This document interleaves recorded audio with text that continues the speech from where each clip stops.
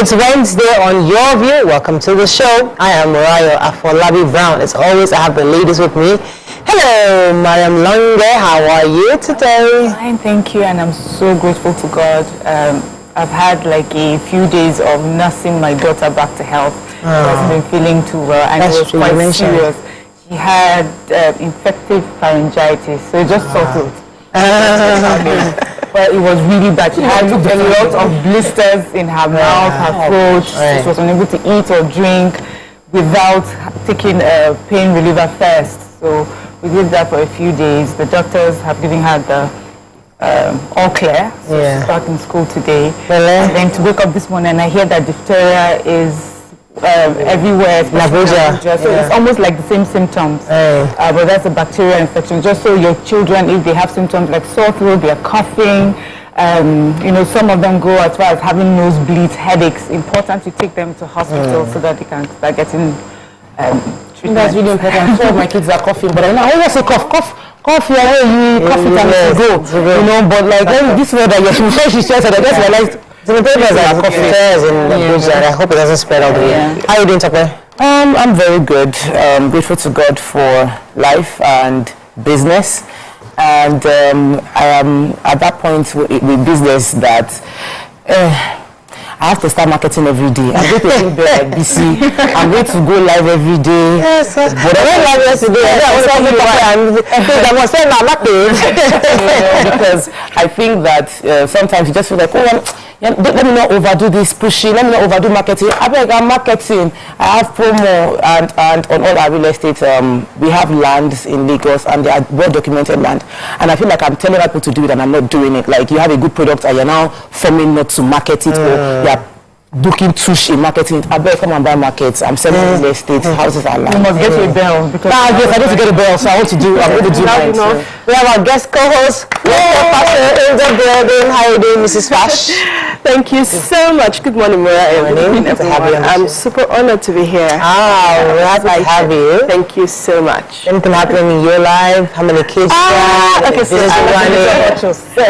Okay, so I've got 3 children. I'm married to an actor. Really? And then, so I'm a life coach. I like to do anything, character, morals, manners, parenting. So I went to OA for the second time. The parenting conference, and it was huge. They had this speaker that scattered everywhere. I was like, on Saturday, I got back on Sunday. It was intense. It was learning about parenting. It's a good thing. How there are more men in that? So that was the problem. We have more women. We had about 85% women and then 15% men. But the few men who were there really appreciated it. But the host, organizers of the event came up with a wow idea. So the next year's edition, they're going to have everybody, and then you'll have a men's locker room. So now we see that it's men that need to hear most of it. Yeah, absolutely. You're selling a book. I'm selling a book, definitely. And please order on cavitymedia.com. But more importantly, yesterday I was my son with an Amazon. Please, for those of you in the abroad, Amazon. It's all the way Amazon and iBooks and in different platforms. Also in Barnes and Nobles too, right? But I got on Barnes and Nobles. So I had a banter. My brother was arrested by Central Business District yesterday. He now called me. They arrested me. What do you want me to do now? I want to be like a fire saying calling to no governor. I just went there to show face. Hopefully that, so I went there. They're very nice. In the Central Business District, they were quite courteous. Thank you to all the ladies and men there. They were really, really courteous. I really appreciate their pleasantness and pleasantries. But eventually, we were able to have a conversation over it. I told them to provide the evidence we couldn't get the evidence of infraction, but we were able to sort it out. But I like that they were courteous, and we were also courteous, and we kind of resolved everything properly. But thank you so much to Central Business District for your professionalism. I must celebrate that professionalism. Okay, let's go on a quick break. When we return, we'll look at the front page of the papers. Stay with us. We'll be right back.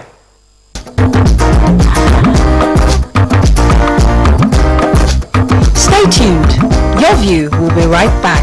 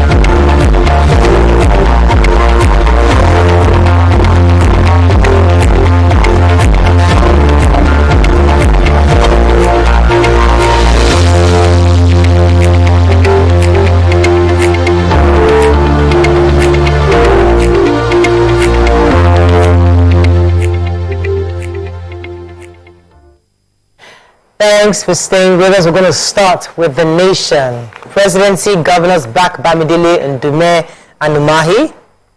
President's policies excites Bank of America. NBS reports food prices, airfare rose sharply in May. Tinubu's witnesses begin oral testimony at tribunal. Zulum buys 80 luxury buses to ease transport costs. INEC set to file charges against Adamawa Rec. IG Egbetokun deploys 35 police commissioners. Okay, which story are we starting with? Yes, I'm starting here. Borno State Governor Babagana Zulum released 80 vehicles to ease high cost of transportation for farmers. He says because of the withdrawal of fuel subsidy, of course, as we all know, that it has caused a rise in transportation costs.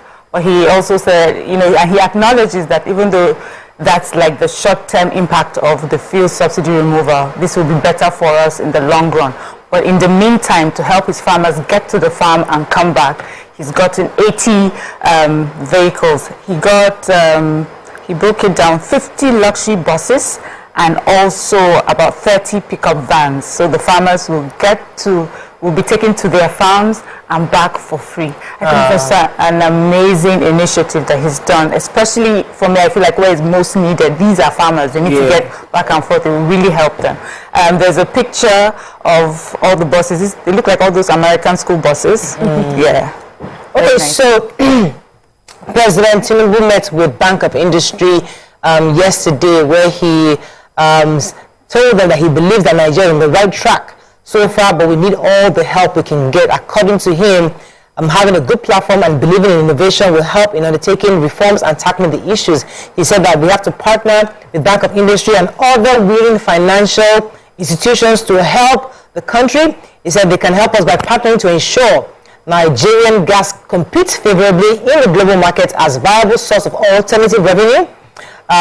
He also said that the president of the International Bank of Industry, Mr. Bernard Mensah, said that expressed excitement about the initial steps taken by the president and said that he's taking Nigeria back to its rightful place in the global stage, and that the bank is willing to assist not just only financially but also in ideas sharing and helping to understand and think through all the various marketing strategies. So we'll see how that goes. Any other story in Nation? So I got one, something around an app-based loan. I think it's on page 6 or so. So I love it because we have to see how much we can help entrepreneurs, and that's what they're doing somewhere in Abuja. I can see Dari Ataladi, they're trying to see that artists get access to funds, because I know that art is one talent that most parents run away from. They say those artists are broke. Who's going to buy your portrait? I mean, why do you want to waste all your time? So if we're able to, as a system, provide finance for these guys, they might be able to have the platform to put themselves out there, and then we respect that particular discipline, because I feel we're not doing enough in Nigeria. We ignore it too much. Right. So the acting inspector general of police, yes, in the nation, Olukayode Adeolu Egbetokun. That's what I'm actually Egbetokun, calling his full name, and he has deployed 35 new commissioner of police. The names are listed. I don't need to go through that, but I think that everybody should get an update on which commissioner of police is serving your state. Who's in Lagos? No. No, Lagos here. So the CP for Lagos is Karim Musa to Interpol Annex Lagos. There are many CPs that will be in Lagos. Then there is the Port Authority Police Western Lagos. So there are different. Lagos isn't just one. Divided into zones. Yes. So fraud unit Lagos, there's a CP. Handling fraud unit Lagos, there is explosive ordnance unit. Also, so there are many sub-units in Lagos, but we have 35 of them, and they've been mandated to prioritize the safety and well-being of the citizens they are serving. They are meant to ensure adherence to the principles of fairness and professionalism and respect for human rights. He also he said, because really what the CP is doing is providing leadership. So he said they should provide exemplary leadership and foster harmonious relationship within other security agencies. I always remember him as the roaring lion. Yes. I don't remember Punch. Facebook officers, APC protests selection. National Assembly members back Akpabio and Abbas. Customs sees 3 billion naira smuggled rice, arrests 344 smugglers. Slay UI done, buried amid tears, cleric condemns killers. Result falsification, JAMB sanctions more candidates, ends Messoma's probe. Investors suffer 671 billion naira one-day loss as equities tumble. BVAS APC kicks as opposition fought INEC 98% success claim. And tribunal Tinubu tenders Chicago varsity admission letter and others. Okay, so we'll talk about JAMB. I think JAMB is giving like a concluding report on what they've done so far. So the registrar, JAMB, Professor Oloyede, has said that the board has concluded its investigation on the case of a student in Anambra State. As we all know, she's been in the news a lot recently, Mesoma Ejikeme. We know what she was accused of fraudulently inflating her scores for her 2023 year ETME examination. JAMB is saying that, given their investigation, that first of all, they want to assure parents, right, and assure everyone that the JAMB system is foolproof. Nothing can, it cannot be compromised. And so what the scammers have done, they said there's a whole industry. So they would use, they can come up with JAMB results or things that look like JAMB results without compromising JAMB platform itself. And so that recently in 2021 they had updated their system. That JAMB had updated their system. So what happened with Mesoma, according to JAMB, is that the scammers were unaware of the update, and so when they printed out that form, it showed what they used in 2021, previous years. So he says that if you can look at her form, and for those who got it directly from the JAMB platform, you see that there's a difference, and it looks like what they used to use, but not what they used recently. And he said that she had conversations via phone with JAMB. If she's willing to bring her phone for investigation, we would see that that there's something. So they're accusing her of falsifying her results, and also accusing some parents for being part of it. And they said that they are certain she falsified her result because there's some pertinent and quite personal details that cannot be gotten from anyone else.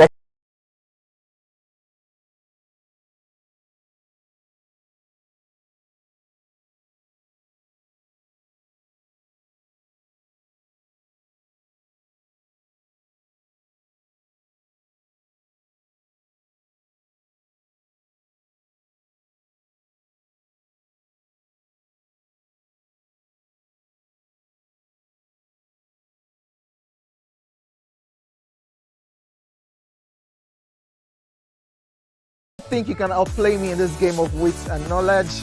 Can you go 7 rounds without flinching? I meant answering 7 questions correctly. How well can you hold your liquor? If you're curious, then join us for the most exciting conversation and games with your favorite celebrities on 7 of 7.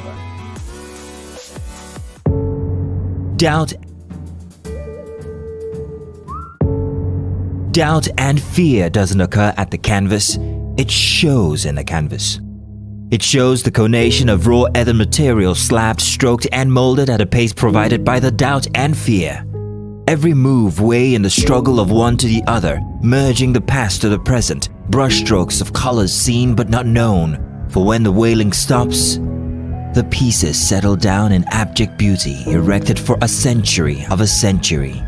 Speaking, advocating, protesting as the arts are meant to be.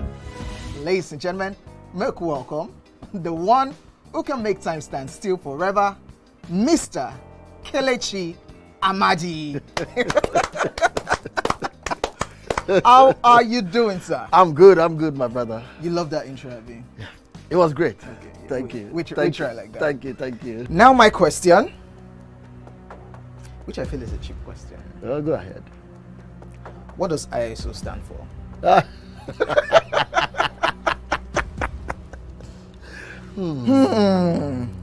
is it.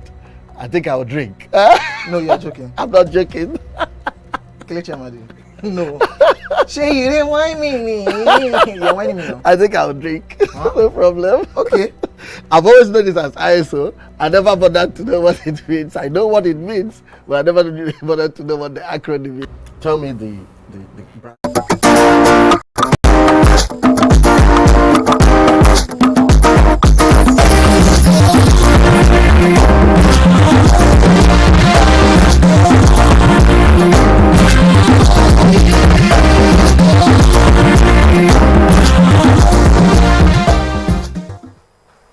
Thanks for staying with us. Let me take the customs story. So the Nigerian Customs Service seized about over 3 billion naira worth of smuggled rice between May 2022 and May 2023, according to this report released by the PRO Chief Superintendent of Customs Abdullahi Maiwada. He said that over 200,000 bags of rice were seized within that period. He also gave more data saying that the total of 1,745 seizures were made by the service during this 13-month period, and that the import duty on these seizures was 1.7 billion naira, while the duty paid value was 4.74 billion naira. We're just giving data at an event which was obtained as a PR was obtained recently yesterday. Also, he also said that the highest value of seizures was over 420 million naira recorded in February alone, and was comprised of 172 seizures. So just to give us an update on what customs services are doing, and that indeed they are insured. We've also recalled, they said that they're going to be releasing more personnel. They don't have enough personnel in customs, but they are going to be having more very soon because they're currently in training, and they'll be coming in the next few months. We also have facilities are coming to, to also buffer up the efforts of the customs. So this is just like a report given to journalists to know the updates on Nigerian Customs Service. So BVAS, of course, we know that there's still a tribunal ongoing concerning the elections that took place. APC is faulting the fact that opposition parties are kicking against what INEC said. So INEC has said that the 2023 general election was successful based on the 98% BVAS deployment rate. So what BVAS was meant to do was to ensure only those who are registered with the card could vote by providing a bimodal voter accreditation system. And they said that that system worked to the degree of 98%. Of course, the opposition parties have said that they don't agree with that statement. They said that they feel like that the record is showing 98%, and as compared to 2019, when the BVAS was recording a 29% success rate, so there was a major improvement. And INEC is saying that there are still some issues, there are things they can do better, that there's room for improvement. They're looking at the evidence of infraction during the election, including prosecution of offenders, and they will look at all the activity of the actors involved, and they would ensure that they would confirm with the police to conclude the election and prosecute involved. They also mentioned, remember the story of the resident electoral officer in Adamawa State? They said they submitted the case already concerning his own, and a total of 215 case files of election offenders have been submitted. APC is just saying that don't disagree without facts, based on what INEC has informed us of. Okay, Daily Sun, APC balls over choice of Senate, House of Reps, principal officers. Igbo hold talks with Delta governor, promise continuous investment in state. 2023 election, INEC admits facing challenges. NDLA UK crime agency signed pact to fight drug cartels. Alleged JAMB fake result, I stand by my daughter, says Ms. Soma's father.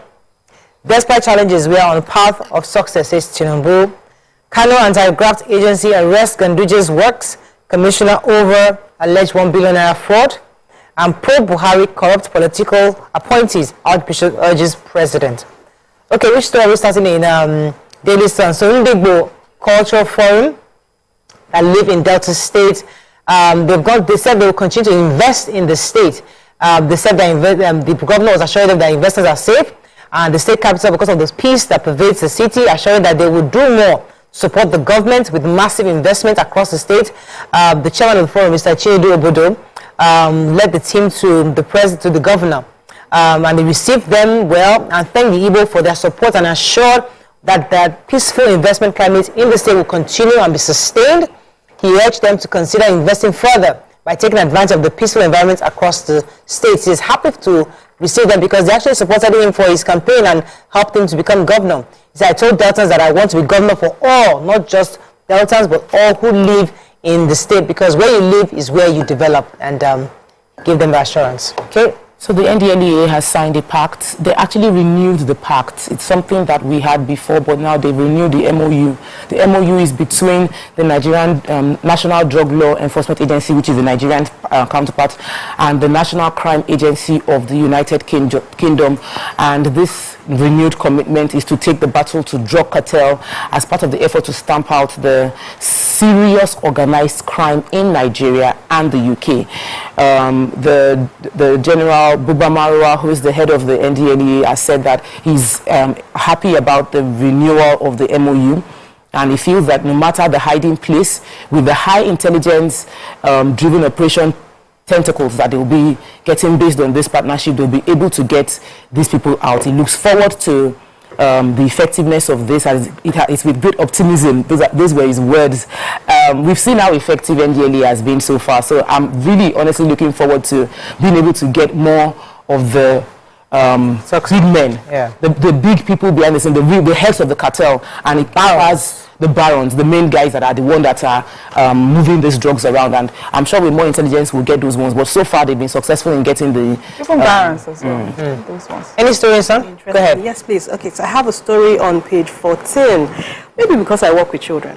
This story caught my attention. So it says how 6 teenagers freed Suleja inmates with school fees and pocket money. So at the beginning, we noticed a number of children in prisons, children, young adults who couldn't pay. Now, what is intriguing there is some of them got into prison because of a 5,000 they couldn't pay, because of a 20,000, you know, so small, but they're there. So these guys went on a visit to that prison and saw a number of young people, saw young adults who looked innocent. The story says those people looked innocent. So they decided to talk to their parents, set up some kind of committee, and came up with money to get these guys out of prison. I like the fact that it was recorded here. So we do not assume that all the changes we want as a nation is in the hand of the government. We need to lead the change that we want. So I know these guys would never want to get into that prison. Everything they've seen. It serves as a compass into the future. Sorry, I just want to understand.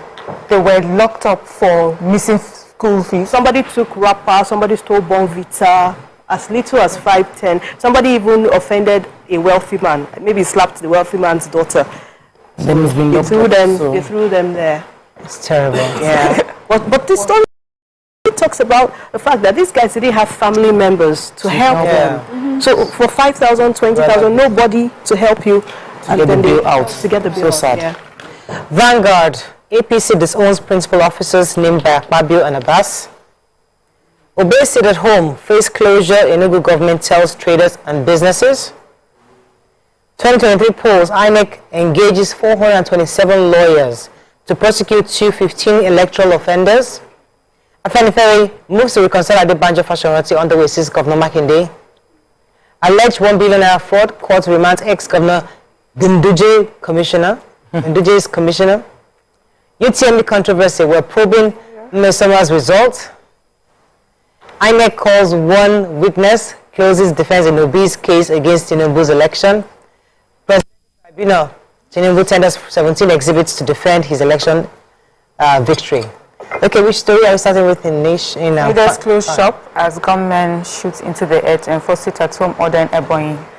Let's hoping that's not mixing it up. So there was pandemonium in Isheke and Ukwachi, suburbs of Abakaliki, this in Ebonyi State.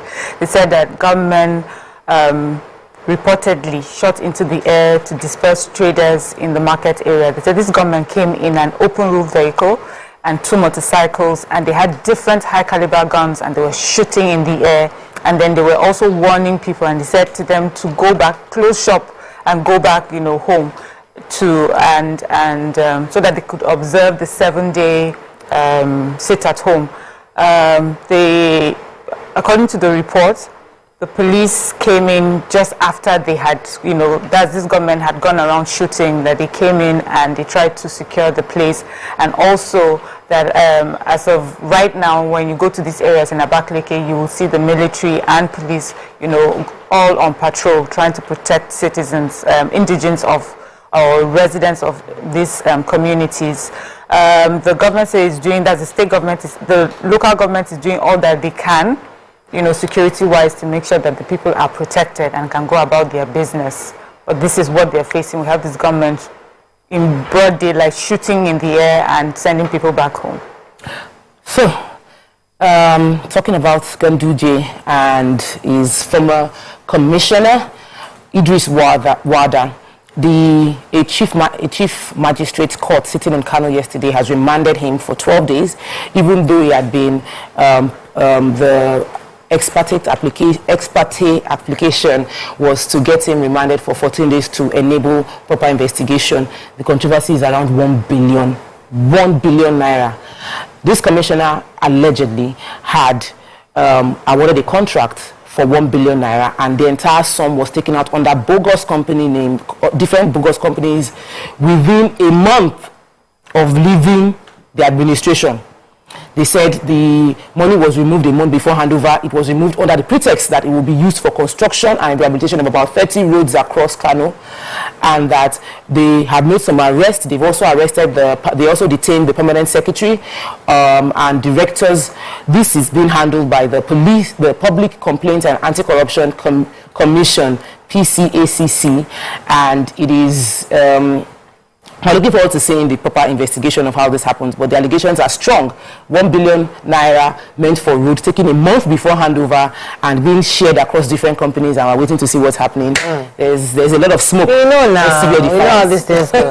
All right, so some leaders of Yoruba social culture organization, Afenifere, said yesterday that there are moves to reconcile the national leader Pa Ayo Adebanjo and his predecessor Pa Ruben Fashoranti.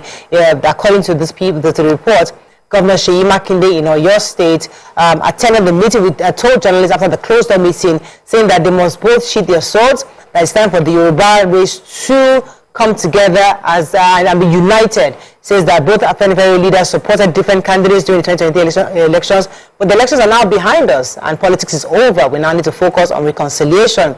However, Pa Adebanjo said he dismissed the meeting, adding that he has no score to settle with Pa Fashoranti and that Governor Makinde should not enter the matter that doesn't concern him. Should not interfere in the matter that doesn't concern him.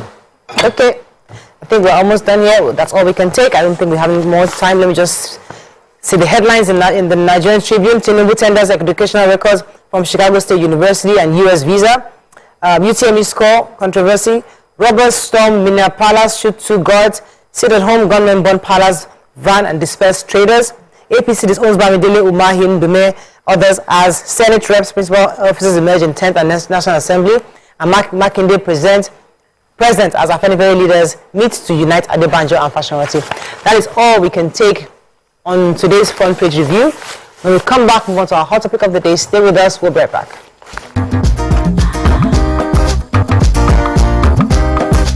Stay tuned. Your View will be right back. So, have you ever wondered what happens behind the curtains of a man's mind?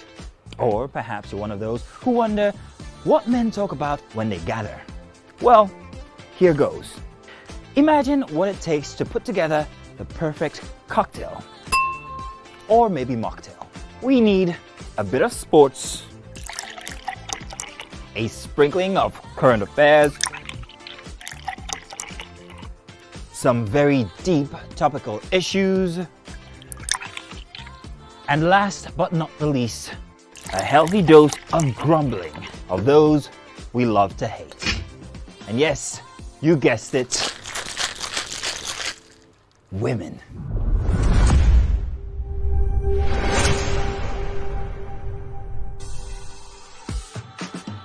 So, if you catch the drift, then you're onto something. We will provide you with the right insights into most of your curiosities, right here within this beautiful cocktail we call the Black Table.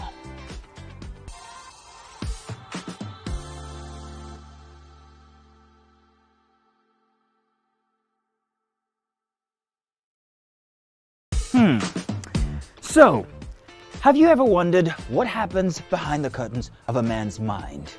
Or perhaps you're one of those who wonder what men talk about when they gather. Well, here goes. Imagine what it takes to put together the perfect cocktail. Or maybe mocktail.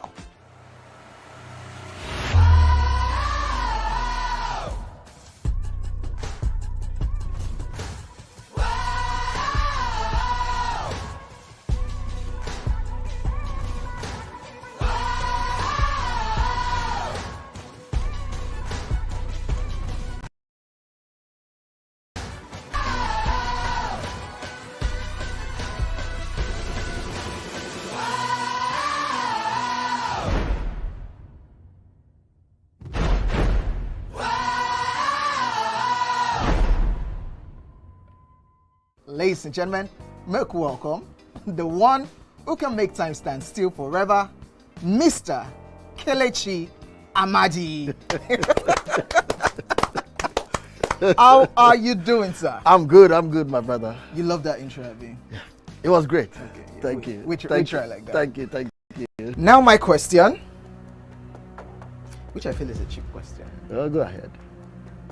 What does ISO stand for?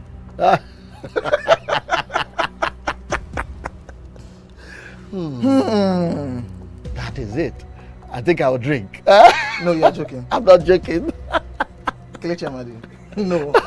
Shay, you didn't whine me. You're whining me now. I think I'll drink. Huh? No problem. Okay. I've always known this as ISO. I never bothered to know what it means.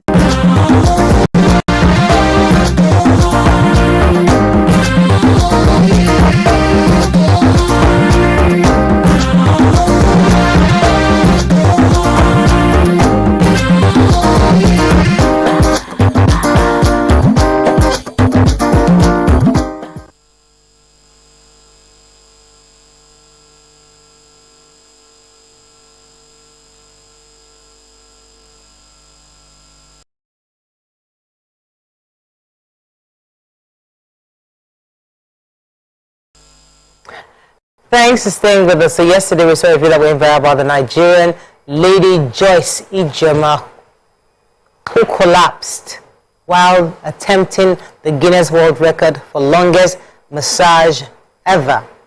She set out to achieve 72-hour body massage on individuals and collapsed at the 50th hour. Now, I think somebody had that record already, and she was trying to break that record. What are your thoughts on this? Because now, the Bassi started this movement. I would call it a movement because suddenly people are now waking up from different parts and saying they want to do something to break the Guinness World Record, which is a great thing because young people always need one thing to achieve, and I'm happy that they're finding this as an avenue to exert their skills. But this person collapsed, and of course the story went viral. The different messages. What are your thoughts on this? You can call us on 081 241 63440 081 41678. You can also tweet to us at TVC Connect. Please hashtag YourViewTVC so we can read your tweets. Mariam, what are your thoughts on this? So I think there's a couple of things I'd like to put aside, and it will be first, I hope that this was done the proper way, meaning that she went through the right channel to register with the Guinness World Records, and this is something that they were watching, because we've heard of others who have tried to break records, but they didn't follow the proper channel of making sure that they reach out to the Guinness Book of Records. So I hope that she's done that, so we know that that's done. But then she was attempting to break a record which was previously held by someone, and that was 25 hours. 25 hours, 4 minutes. 25 hours, and she got to 50. Yes, she had a much bigger goal, but she didn't quite get there, but she broke the old record and she got to 50 hours. So now I know that the conversation around this for Nigerians is that, people did not prepare the way Hilda Bassi prepared. It was a mental and physical training that was involved before she did this. It took her 5 years, and I agree with that. A lot of people, I've read other record holders, many of them took time to prepare themselves physically and mentally, because it would take a toll on you, and where you can physically push yourself, you're hoping the work you've done will also help you to be mentally strong to push yourself. And it seems to me like this girl that she got to 50 hours, I feel like she's won. And she did well. It's sad that she collapsed, but now I can't tell you if it's that she hadn't prepared for it, or if it's just that she got to her limit. After all, we've heard of world athletes who have always done well, and one day they collapse on the field. It's not for lack of preparation, but just something could go wrong. So with her, I can't tell you that it's lack of preparation, because she did 50 hours. To be standing and just pressing someone's body. So I think it's a good thing, as you said. We're inspiring our youth to do something quite, impactful. A lot of times we've called out our youth for, lazy Nigerian youth, our youth don't really do well. All they think about is getting hair and big phones and things like that. We accuse them of copying some people that shouldn't be role models, and now they've found a different avenue where they're using their skills and making a statement for the world to see. So I think it's a good thing. Yeah. Ronke, you want to jump in here? Yeah, I want to agree with Miriam. I also think it's a good thing. Well, I wish we, as a system, as a people in Nigeria, I wish we take time to really go through matters, not just from the surface. So Hilda succeeded largely. She became famous. She got lots of attraction from different people. And the next 2 months, the next 1 month. So my problem with this is 2 months, 1 month is too soon. So I would believe if being a masseuse is your strength, take time.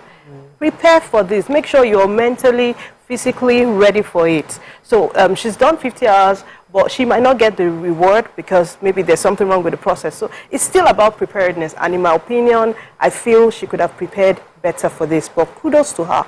And so many other people should try, instead of just sitting back and typing and say kudos, kudos, let's also see that we stand up to do something for ourselves. Yeah. Okay. For me, I feel that we discussed it when this chef Dami started our own attempt at just being creating a platform for ourselves. But when I saw this one, I was like, Nigerians like copy,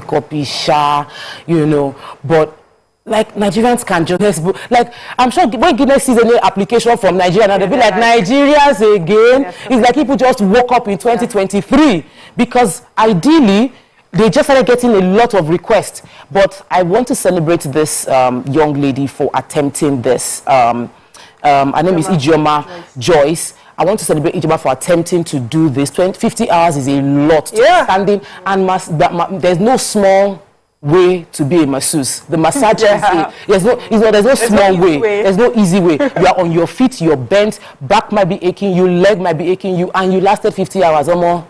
I carry and give you, you try. Even if they don't acknowledge it, we have acknowledged you. 50 hours you tried. It also looked a bit, there was a challenge with if you watch the video of her collapse, it didn't look like there was a medical team on ground. And usually, that can be a mistake that happens when you don't prepare very well, because you should have a medical team on ground for yourself as well as the person you're probably doing the massage on, because that person might have a challenge in between that process. Because it's being recorded for a competition, you should have a medical personnel on ground. It didn't look that way because when she just fell, one person, you would have had like a team dive in before the stuff went off stream. They still haven't, I just Googled again to see if there's any updates on what our state is right now, and there's nothing.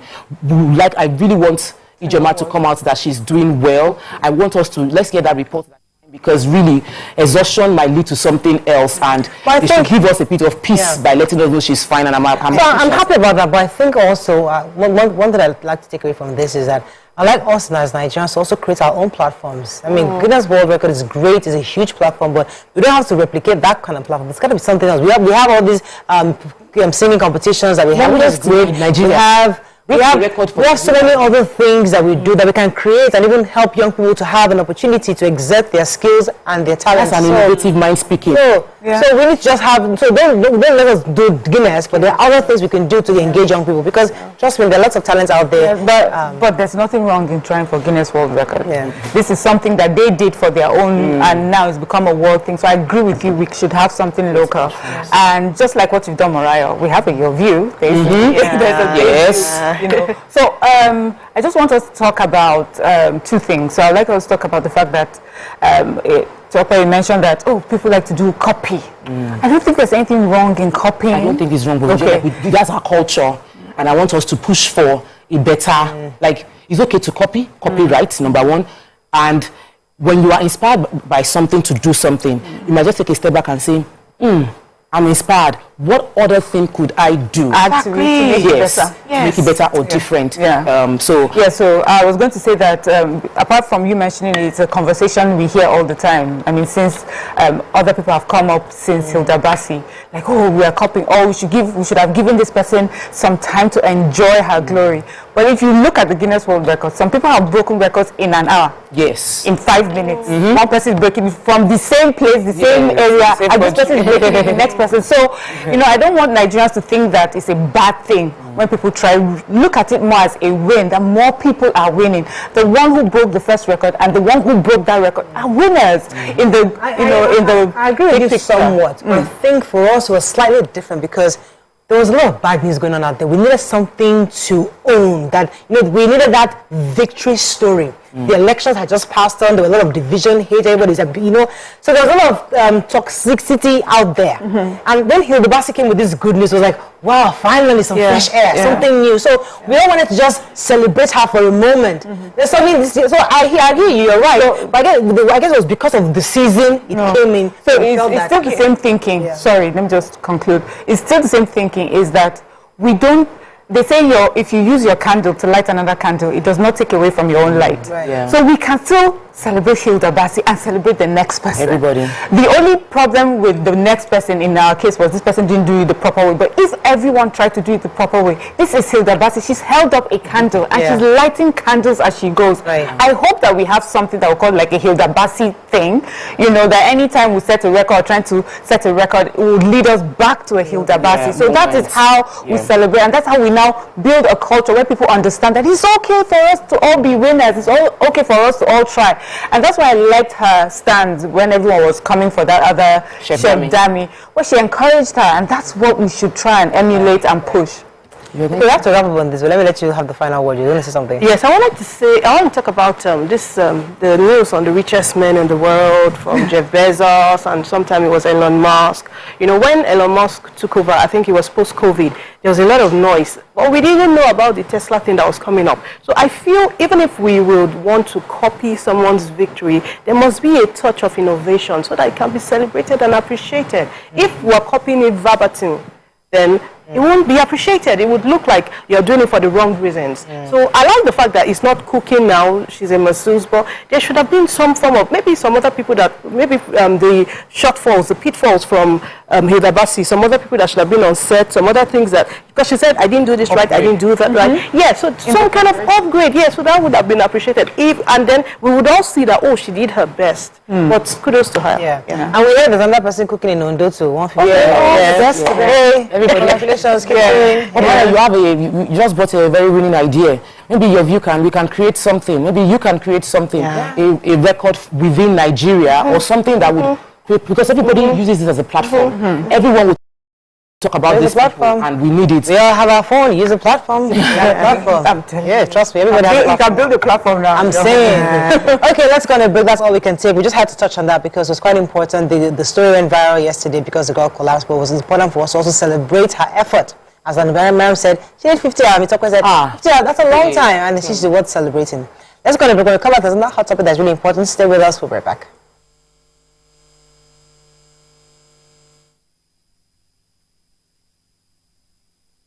Ladies and gentlemen, make welcome pioneer Positive Force member, dancing queen of the 80s, non-conformist, Afrobeat historian in her right, and long-standing member of the multiple award-winning all-female show Your View, Omoyeni, Yeni, Anikulapo Kuti, aka YK Power!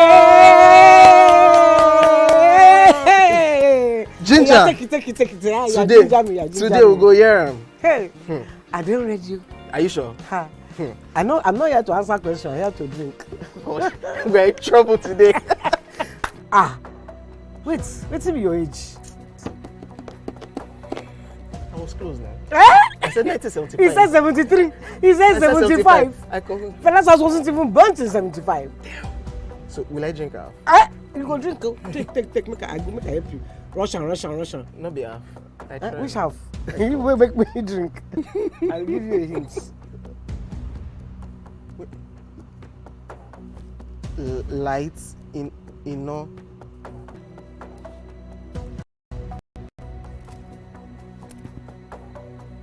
Nepa Road.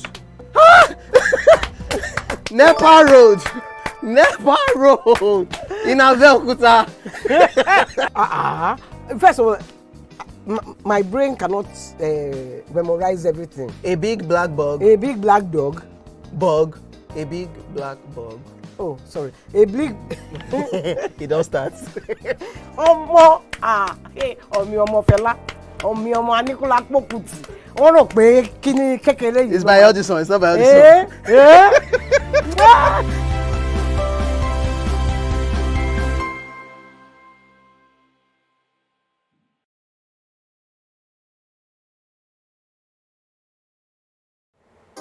Come closer. A little bit more. Perfect. I have exciting news for you. You asked for it and you got it. Your favorite breakfast show, Your View, will be going to 2 hours. We're going to have in-depth analysis of the newspaper review and more conversations on the hot topics. The ladies of Your View and I will be stirring up our guests to get in-depth into all the various topics, and you, our viewers, will have the opportunity to call in and share your views. After all, it's Your View. Join us on Your View, 9 a.m. to 11 a.m. for a fantastic conversation. Don't miss it.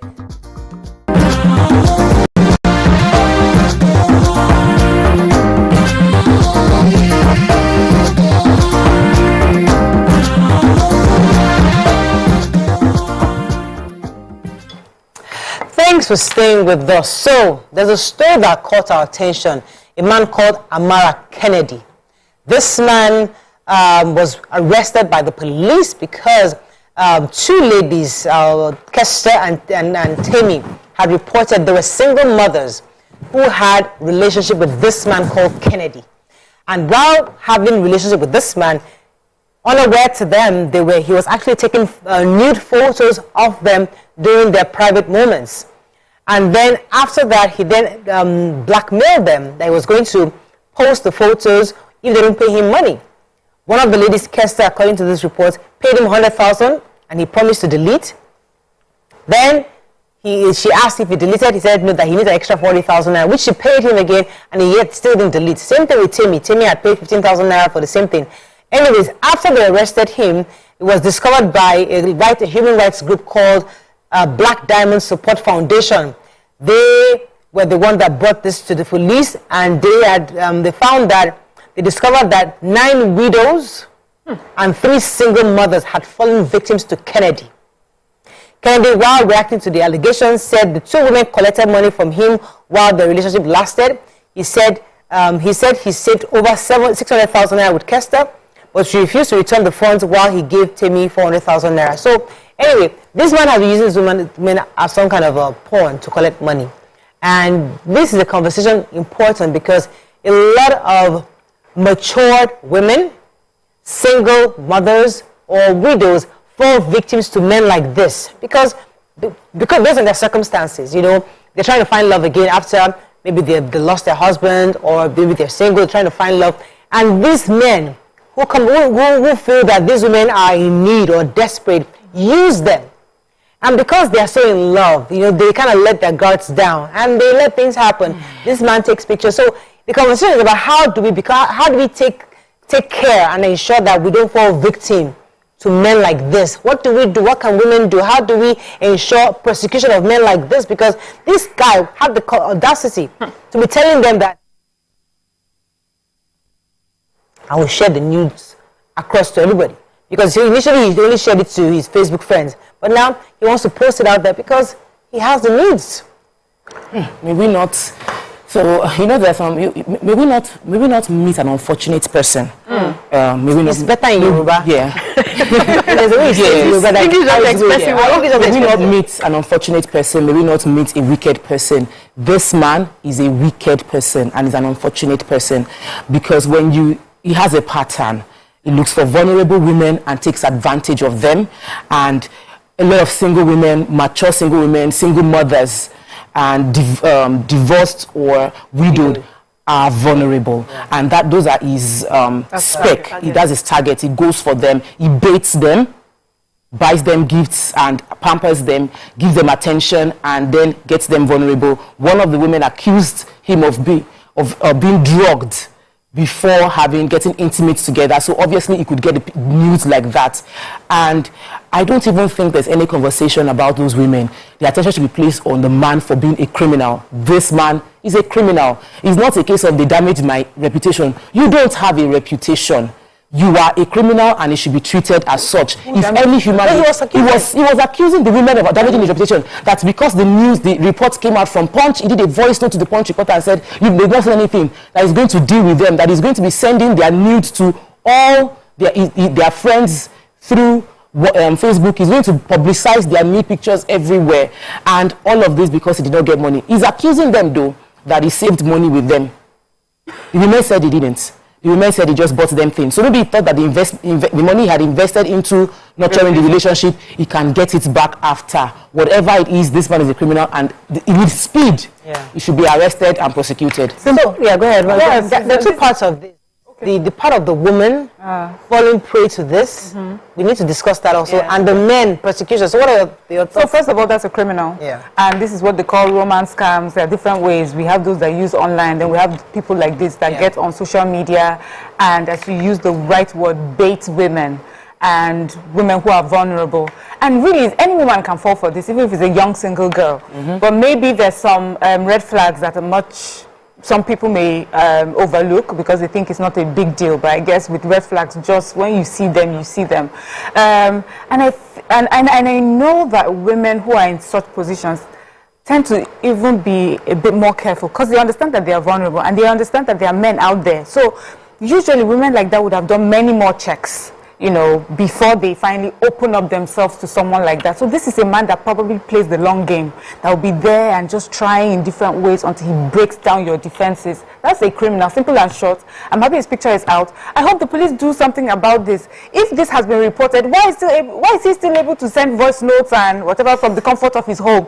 Why is he not behind the bars and crying to God to save him for his bad behavior? This is a dangerous person, does he work anywhere? Do we know where he works? Do we know anything about his employers? He needs to be called out fully. Does he go to a church or a mosque? We need to go there and make sure that they know the sort of person. They still live in the community. Let them know that it's a dangerous person that lives in their community. Why are we waiting? What are we waiting for? What are we waiting for him to do next? Right. There's a thing where 9 women. Yes, there's also a thing where women, when they come with issues like that, we tend to just blame them immediately. So I can imagine, not accuse anyone now, but I can imagine the police say, you safe. Why did you give them your whatever? That is not the issue right now, because usually when you're in a relationship with someone, pictures like that or videos like that may change because you think you're dealing with someone that you can trust. You're trusting each other. But this is a criminal on the loose, and he should be taken care of, simple and short. Okay, let me hear your initial thoughts on this. Okay, so I'd like to talk about the women. I mean, everything Tope and Miriam have said, completely true.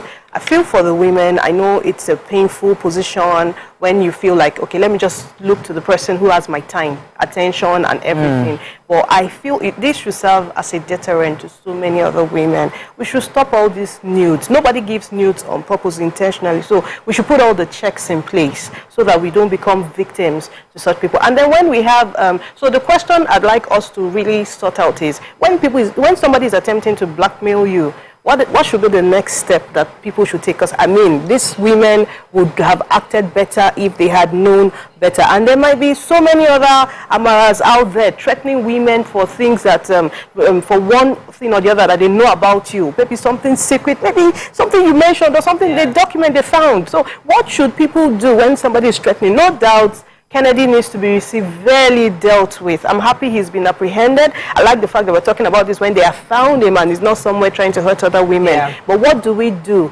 to others? That's an interesting question, because I remember that, I think it was this Salawa Benin who, some clown had her nudes. She said posted. She said, she came out and said, listen, some guy has my news, he's threatening me, and I told him to post it. And I think he eventually posted it, and it wasn't really that bad, but she took power from him.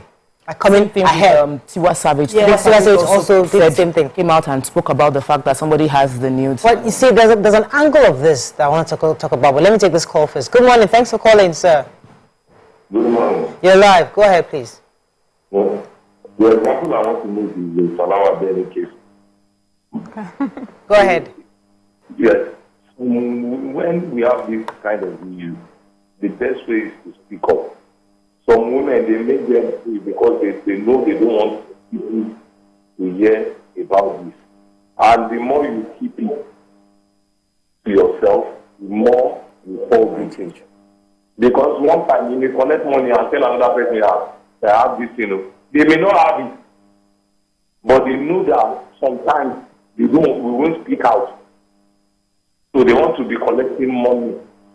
That's why we have to have somebody we can talk to, even if it is police or a department that deal with you, maybe in the ministry. So that. Thank you, Tunde, for your comments. You see, I want us to put ourselves in the shoes of some of these women, because sometimes when these kind of things happen, we always wonder what would make a woman put herself in a situation whereby she's entangled with a man like this. And a man like this is different from a man I want to remarry. Because a man that you want to remarry, you kind of, just like you said, you kind of check to be sure. But sometimes, as a single mother or a single mature person, you have certain physiological needs. Yeah. And you feel that, you know what, anybody who's available, anybody I can get that moment. So you have that spur of, okay, I don't care who it is, in the bar, whatever it is, I'm getting some tonight, and that's it. And then you're moving on to your normal life. But you see, in getting some, because you can't really control when your body is demanding certain things. And because you have that, you fall into a prey like somebody like a Kennedy, because maybe it's always available. Just to put yourself in her shoes, or the woman that might fall prey to a man like this. We actually have there's more information. There's some scenarios where we don't have information. This particular case, this guy has done this to several women, and he uses the same template in WhatsApp group meant for single people. Yeah. So that WhatsApp group is a safe place. That you go into the group as a safe, like, I want to meet a responsible man. Okay. I'm learning how to be a responsible single person so I can attract a responsible person. So if I'm meeting somebody on that platform, this is a safe space for me to meet someone that I have a relationship with. Yeah, right. So for me, the thing is, the man is obviously, there's a criminal element to that part. Then we should also investigate those WhatsApp platforms. Who is the convener of those WhatsApp? Is this man an admin? Is it the one creating the platform and gathering women? Should we start investigating? Because there's a lot of pressure on women who are single by life's like maybe you're divorced or life happened to you, you're widowed, circumstances happen to you. We still put them under pressure. Like, what are you doing? What are you doing? If you marry, they say, why you marry? You know, marry as a widower. They say, you know, green marriage. You know, move on with her life. So a lot of women now seek knowledge by getting coached or going into one platform where I can share my vulnerability, and someone else is there taking advantage of their vulnerability. I agree with you. I agree with you. That's in this situation. But let me come to Ronke in a moment. In hypothetically speaking, where you're not in a WhatsApp group, where a lot of women fall into that trap, where you go to the bar that night and you just feel like you want to have that need met. So they can be critical when it's somebody they want to date, but it's sometimes those one night things that somebody takes a picture of you and you're unaware, you let your guards down, and somebody takes a picture of you and then puts it on social media and then blackmails you on it. So there are instances where women don't plan it, but it just so happened that they get entangled. So what can we do to ensure that women don't fall prey to this kind of men? So I would start by saying, now, single women, maybe widows, women who fall into this category, it's important they know that there are men that have them as spec. It's been established that there are some men that are looking for this kind of women, so everybody should know. And then I feel, as little as it may be, we should have some minimal level of standard to keep everybody safe, because this is just one of the few things. What if such men actually end their lives? What if their lives go for it? So I feel we should have some kind of standard, and people should have, people should open up. So don't let somebody else take advantage of the fact that you're quiet. People who are conservative, they usually fall victim of such things. So as much as possible, let's open up. I like that. Yeah. You know? Yeah, go ahead, ma'am. Yeah, so I was going to say that that scenario you painted, it's a possibility, but it's even less likely to happen. It's a one-night stand, because with that, somehow you have at the back of your mind, you're unlikely to allow someone you're just meeting for just a few minutes to take a picture of you. The people that get caught up in this are those who find themselves, they are deceived into thinking they're in a strong relationship. This person I mentioned earlier is playing the long game. This is a person that would likely date you for months. Will start with telling you nice things, be very to earn your trust. Earn your trust, do everything to earn your trust. People like that are likely to have watched you and stalked you long enough to understand your pattern, so that when they come for you, you're thinking, oh my God, he ticks all my boxes. But this is this is a thief. This is a scammer that is out to meet, to destroy you from the beginning. It's just like even robbers or something that attack businesses or attack homes. They have been, watching the place for a while, and if they attack it, people, it will be unfair to say to people, oh, but why didn't you do this, or why didn't you set an alarm, or why didn't you? No matter what you would have set, no matter what your defenses were, you put down.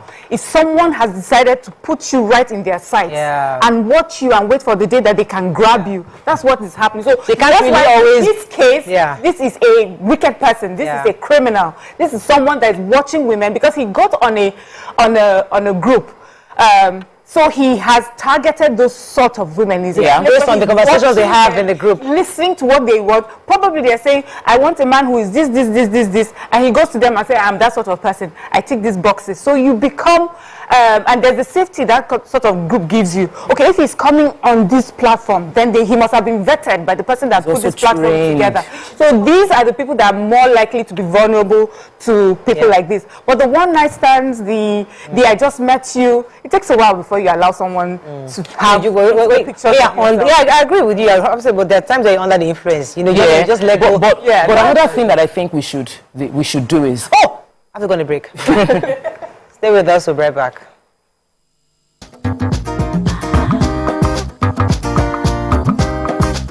Stay tuned. Your View will be right back. Fresh for your dates. Get even fresher with Close Up. New Close Up Triple Fresh Formula. It cleans deeply, fights 99% of bacteria, and cools intensely, keeping you protected and fresh.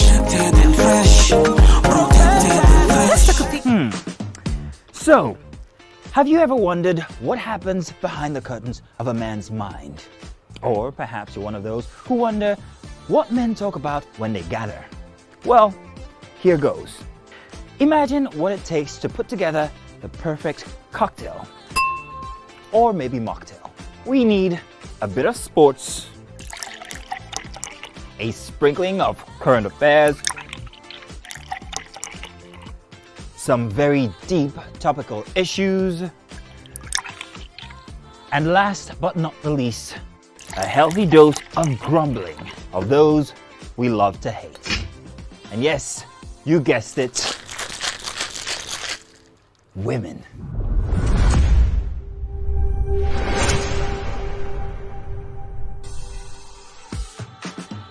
So, if you catch the drift, then you're onto something. We will provide you with the right insights into most of your curiosities, right here within this beautiful cocktail we call the Black Table.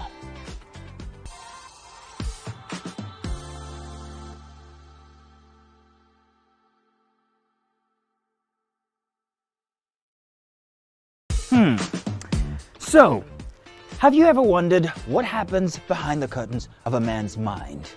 Or perhaps you're one of those who wonder what men talk about when they gather. Well, here goes. Imagine what it takes to put together the perfect cocktail, or maybe mocktail. We need a bit of sports, a sprinkling of current affairs, some very deep topical issues, and last but not the least, a healthy dose of grumbling of those we love to hate. And yes, you guessed it, women.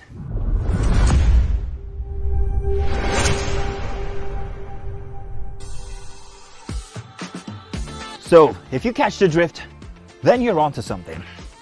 We will provide you with the right insights into most of your curiosities right here within this beautiful cocktail we call the Black Table.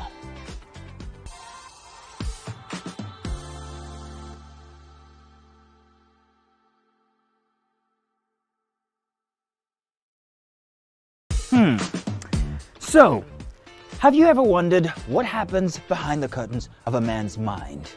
Or perhaps you're one of those who... Max Breakfast with Ejiro and Debbie. Monday to Friday, 5 a.m. to 10 a.m. on 102.3 Max FM. The Max Breakfast is coming with a brand new twist you don't want to miss.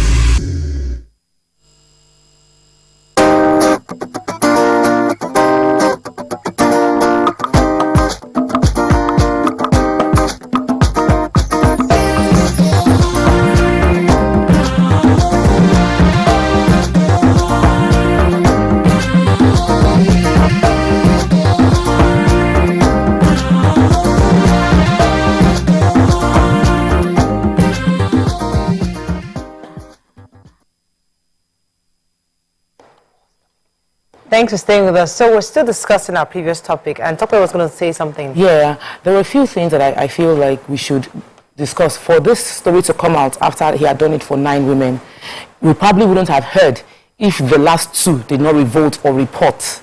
So when we don't talk about it or report crimes, we don't report a crime, we don't report criminals, we don't prosecute them for several women abroad. It was because she now made her own story public that he got prosecuted, and the prosecution took place with the drama that happened in his own country, Liberia. Women should not feel vulnerable, like somebody has posted my nude picture. I know it might seem easier for celebrities to say, post it, I will take it in my full chest, and for younger women or for women that have younger children, they feel bad that you cannot, I don't want that kind of thing outside, so they would hide the reality of what has gone on. If you find that in that situation, please prosecute and ensure that the person gets the full justice, so that they would no longer be able to do the same thing to other people as well. Okay, so I think that's a good way to wrap up on that, because it's important. Thank God for Black Diamonds Foundation. They're the ones that brought this to the fore, and they're pushing it, and we must give them the support they require to ensure this man is prosecuted for what he has done. There was another story that caught our attention from the Uniport VC. Did you guys see that video? Uniport VC, where he was speaking to a young girl who was indecently dressed, and he was asking for details because he wanted to dismiss her for the inappropriate dressing. And then, for those of you that watched the video, I'm not sure if our producer will be able to play the video for you, but the VC, obviously, the Vice Chancellor of the Port Harcourt University was captured in a viral video, asking the details of the student who was indecently dressed. During the confrontation, the VC noted that the female student told him that she's comfortable how she's dressed. He didn't like her dressing. During the confrontation, the VC noted that the female student told him he found what she said disrespectful, and based on that, he asked for her dismissal. He wanted to get her details. But what are your thoughts on this? Because many have seen this from different sides. First of all, university is adults that attend university, not children. So these are 18-year-olds at least who are deciding to dress up the way they choose to dress up. The VC is accosting her, obviously, in public. How does she feel about that? And her response to him was, I'm perfectly comfortable with what I'm wearing. He found that disrespectful, and he was asking her for her to be dismissed. What are your thoughts on this? Do you think what she wore, I'm not sure if our producer can show that video, but what we saw was, it wasn't bomb shorts, shorts. Yeah, it wasn't bomb shorts. It wasn't shorts, above the knee shorts, and then possibly crop top.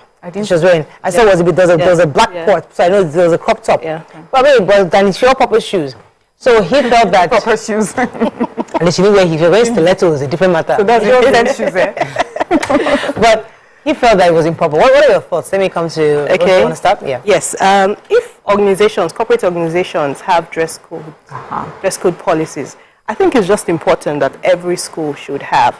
If they have not had before, today is a good day to want to create one. Because if there's no policy, it will be unfair. I feel the decision to want to dismiss her is an overkill if there's no dress code policy. That's one. Number two, I have a huge problem with her response. I feel like he asked her, so he saw her, he didn't like the way she looked, and then he asked. So the mere fact that he was asking you shows that he didn't just see her and say, bundle this girl, throw her out of this place. And when they say why, he said, because I don't like the way she dressed. But he was fair enough to say, why are you dressed like this? So her response was inappropriate, and I guess her response triggered the overaction of I will dismiss her, I'll do that. So I think for people in that capacity, we've got to learn to act professionally. So he could have handled that differently, and she will still get punished, and it will serve as a deterrent to so many others. The question there is, she was speaking the truth.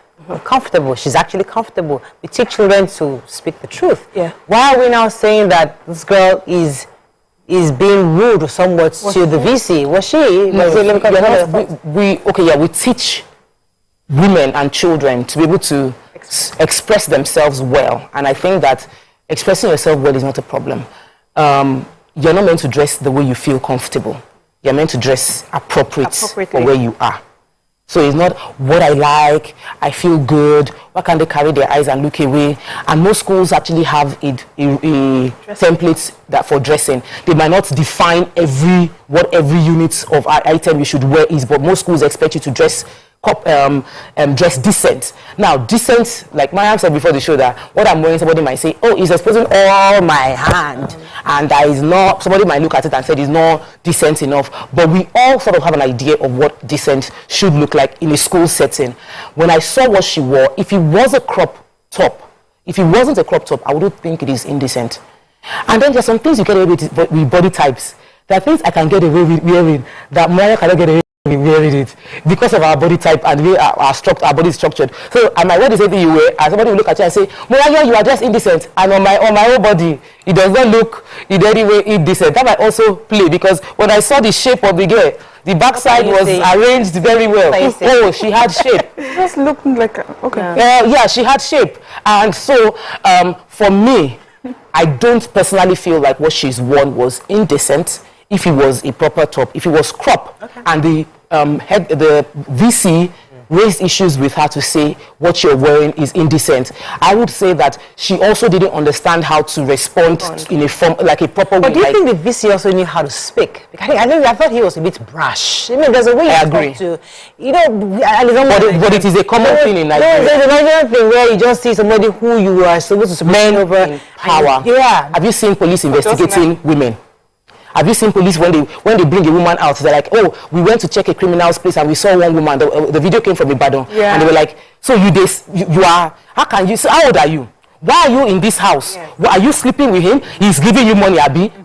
And you were recording her. She's not a criminal. You just met her in the house of someone you are alleged as a criminal, and yet you do that video and you post it. The same way they did this video and post it. We need to start prosecuting all these people when they do these kind of things, so that they will know that it's not normal. I'm doing a video recording my face. Your thoughts. So first of all, I like how she's dressed. Definitely, I don't think it's indecent in my opinion. Well, just I brought it up because I was going to say that one thing with decency or indecency is that it's quite subjective. It depends on where you are, and so everyone has sort of, there's a general code of dressing that you have depending on what part of Nigeria that you are in. Some people will look at what I'm wearing right now and say it's too short, and another person think it's just fine. I remember my mom and my husband used to have that when I was just a certain, she'd be like, oh, you're a married woman, and my husband would be like, I like it, that's how I like it, so she didn't understand some of the things. So if we put that aside, right, so we understand that these people are coming from different places, how they dress and how they are comfortable with, and it's not looked at where they are coming from as indecent or inappropriate. We need to understand that Nigerians come from different homes and different cultural backgrounds and just different influences. We need to understand that. Now you come to a school, and okay, that was where I was headed to, about dress code in schools. We're going to constantly have this back and forth. So just lay it out. What do you want the students to wear in your school? lay it out. Do you want them to wear blazers? Make sure you're wearing long trousers. I know for law students, you always hear that for law students, they're meant to wear black and white proper formal skirts below your knees, trousers. And I have never heard where they caught a law student dressing indecently because they have given you a template. You know what to do. But if the other ones are left to choose, they will dress how they are comfortable. So we're going to this conversation we cannot keep putting people's children on social media and showing us, insulting them and shouting at them if they do not think that they were doing something wrong in the first place. If you have a dress code, please let these children know up front. And then when you speak to them, you can say, this is not according to our dress code. And that her response will be different. Because there's another thing I'm thinking. So an adult male comes and meets a girl and says, why are you dressed like this? Young girls see it all the time. I don't know if she was aware that was the VC. You're walking on the street. There was a video. A girl was walking on the street. One man walking on his own. He does not know them from anywhere. Went to go and drag her. Look at the way you are dressed. Dragged her. And at first she thought, you're surpassing your boundary. I don't know you. You're a stranger. Why are you coming into my personal space? So she sort of tried to brush him off with her response, like, you're rude. So get a rude response. He followed her and almost called like a crowd around her. And broke that girl's confidence. I saw as he broke her confidence. Then made her kneel down in front of him. He stood in front of her and he placed his hand. Where do we get off? He placed his hand on her head to break the spirit of the way she was dressed. He has never met her. He doesn't know her from anywhere. Can only happen in Nigeria. He to enter her private space and determine and tell her and the place his hand, even spiritually as Nigerians, place his own hand on her head. That is where I want us to take this conversation to, because what should the VC have done? What could he have done better? Where you see a girl, call her privately or say, see me in my office, or have somebody follow you guys to where you have a conversation. Embarrassing her in public, saying, putting your hand in your pocket. Remember, see his posture. And pointing at her. What you're doing is you are intimidating this girl. Intimidating. And what that does, it breaks your spirit, because she's still she's a growing adult. These are things that that is normal to us in this part of the world. Imagine a young girl travels to maybe US, sees her cousin in university wearing bump shoes and shirts, walking around with her friends in school, and she comes back to come back home. You know what? I'm a good lawyer can call it harassment. Yeah, it can be harassment. A good lawyer can. You come in and then you feel that I'm just young. But let me come to you in a second. But let me have this call. Good morning, Yakub. Thanks for calling. Yeah, good morning. You're live. Go ahead.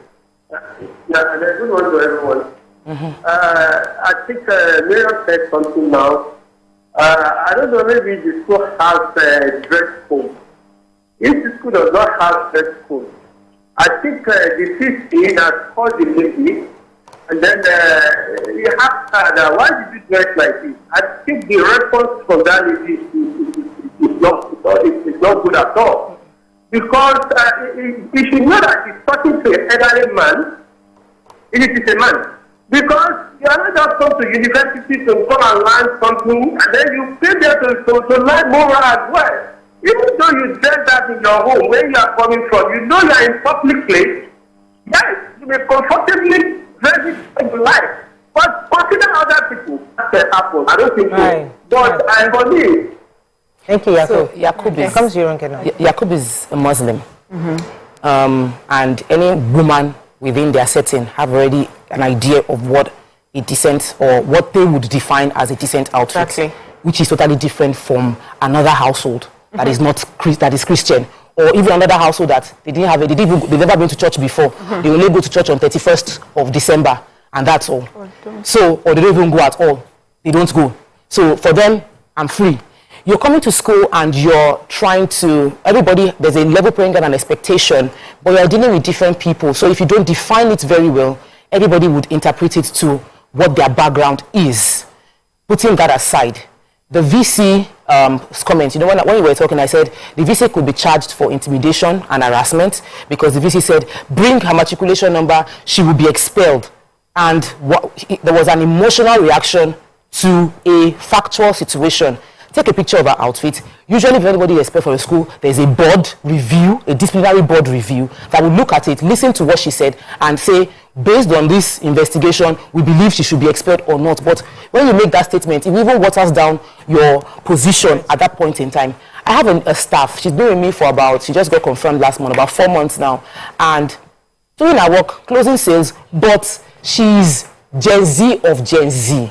Like, some days I come to the office and I look at her and I'm like, wondering, did her parents see her when she left the house? Like, her dress. She comes to the office wearing also the kind of things you see when you see Gen Z dressing on Instagram. I had to go and check how they dress up. So when we now confirmed that, we had to now have a conversation that, sweetheart, at this point in time, you've done your 3 months, and we were thinking maybe because you see the spirit of our organization and how we dress, but you did not see it. But she didn't. She's probably looking at these bush people. So for her, she was coming dressed in her own way, and she was so comfortable. Then one day she said she's cold. I said, Auntie, you'll be cold. What you are wearing leaves nothing that will not make you get cold in the AC. So based on our conversation, she's now understand. She doesn't understand what is appropriate to wear in an office. She never knew why. That is why we didn't have an HR. So now back to this. That's why a VC should have used it as a learning curve. Yeah. Every adult must see these opportunities as a teaching opportunities. Besides the school. The school. Use it as an opportunity to... Exactly. So we need to change our thinking. It's not about pushing down, talking down, punishing. That's what we're used to here. It's about corrective. So just like Yakub said, let me pause you for a second, because I know you wanted to jump in. Okay. Yes. So I want to differ a bit. And I want to assume that was a primary school setting, because imagine if we had a party in school and then parents sending their children with all sorts of people. You just see that it's only the front that is showing, there's nothing at the back. Some people wear bomb shots, and it's very, very important that these things start from the foundational level, so children know what is acceptable and not acceptable. So I'm assuming that even if there's no dress code policy and you see your VC approaching you, it's just like eating, just eating openly, and somebody says, why are you eating there? And say, I'm hungry. I'm hungry shouldn't be the right response. I'm hungry should not be a response. So you see your VC approaching you. Courtesy demands that you get up. Why are you dressed this way? Oh, I didn't know it was wrong. I understand. Okay, I'm going to pause you. That's an interesting angle you took us. Let me take this call. Yinka. Oh, I'm so sorry, Yinka. Please forgive me. She made an interesting angle. And it sounds very more like a Yoruba culture than a secular. Let me explain why. Because I hear you. You're right. We've been looking at it culturally. Yeah. Because I'm hungry. If you ask me why you eating that food, because I'm hungry, sir. There's a nice way of saying it. I'm actually very hungry. There's the way you say it, there's the tone you say it, that might not be seen as rude. But if you say I'm hungry, that's, there's the way you say it, actually, sir, I'm actually very hungry. So the way you say that, you won't come out as rude. But the point is that it depends on how you look at it. For some people from different cultures and backgrounds will not see it. For them, I am hungry, or I am comfortable with what I'm wearing, and I'm okay.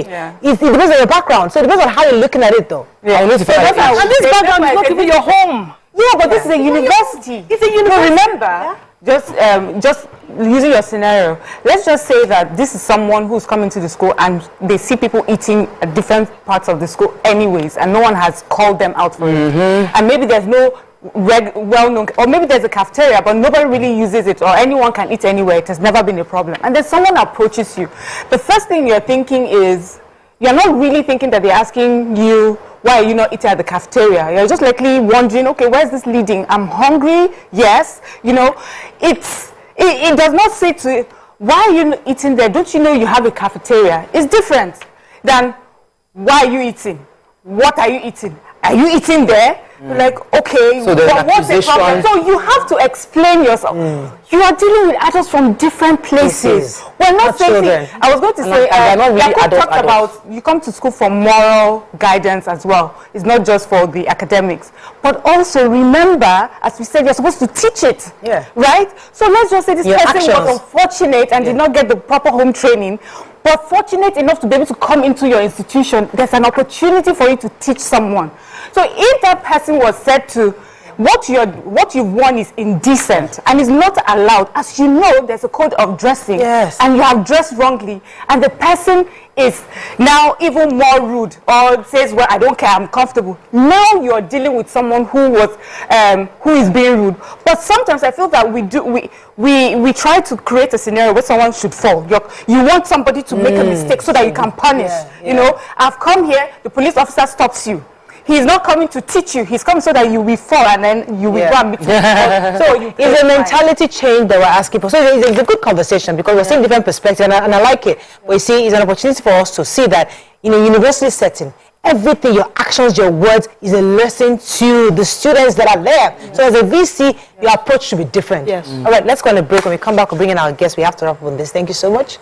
We'll bring in our chairman from Agege. Stay with us. We'll be right back.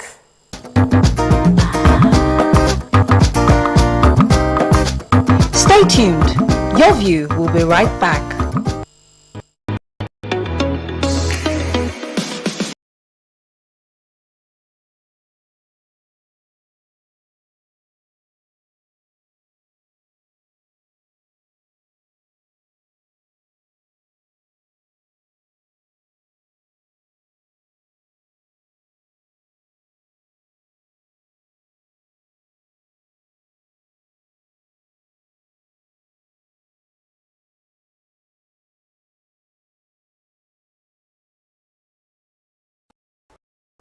Ladies and gentlemen, Made Kuti in the view. It's still 7 of 7, and we've been doing a whole lot of protesting. The only thing that remains is just to carry placard. It's about 5 of 7, to be honest. Because, ask your question. I have so much to speak about once we finish. We will not give you the time because it's 7 of 7. I will make the time now. He said he will not science. No. Neuroplasticity. And based on he asked a question that was subjective about high life, and he did not finalize his answer about a Kuti question where there are only 3 of us. Editor, scratch this part out. That could have possibly composed the music. Editor, scratch this part out. Stupidity is an act of ignorance. Hey God, Made. Was composed by which Kuti? Femi Kuti. Is that your final answer? Oh God, I'm Shion Kuti. No, wait, Femi Kuti. You said Femi Kuti. Wait. It can't be allowed. No, you've not asked me anything. Everyone. You've not asked me anything. So my final answer. No. All I have to say is this show is really about drinking. Yeah, that's the whole idea.